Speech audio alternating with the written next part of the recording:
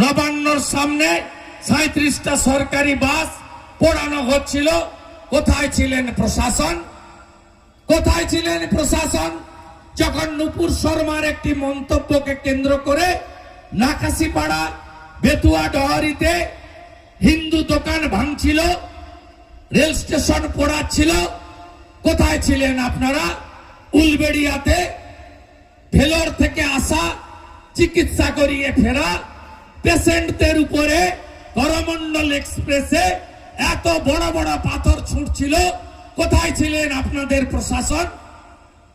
যত গাত্রদাহ হিন্দুদের প্রোগ্রামে, সনাতনীদের প্রোগ্রামে, এগুলো করবেন না। এগুলো উত্তরপ্রদেশেও আগে হতো।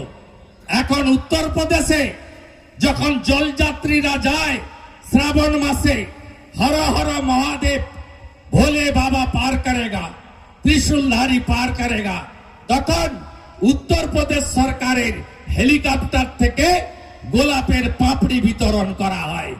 পরিবর্তন হয়েছে, এখানেও পরিবর্তন হবে। এখানেও যে যোগীজির স্লোগান বাটেঙ্গে তো কাটেঙ্গে, এই জায়গায় আমাদের ঐক্যবদ্ধ হতে হবে। সুযোগটা কেন পাচ্ছে জানেন? আমরা সনাতনীরা ব্রাহ্মণ, ক্ষত্রিয়, বৈশ্য, শূদ্র জাতপাতে বিভক্ত। আমরা সনাতনীরা রামকৃষ্ণ মঠ ও মিশন, ইস্কন, গৌড়িয়া মঠ, ভারত সেবাশ্রম সংঘ, আর্য সমাজ নানা মতে বিভক্ত।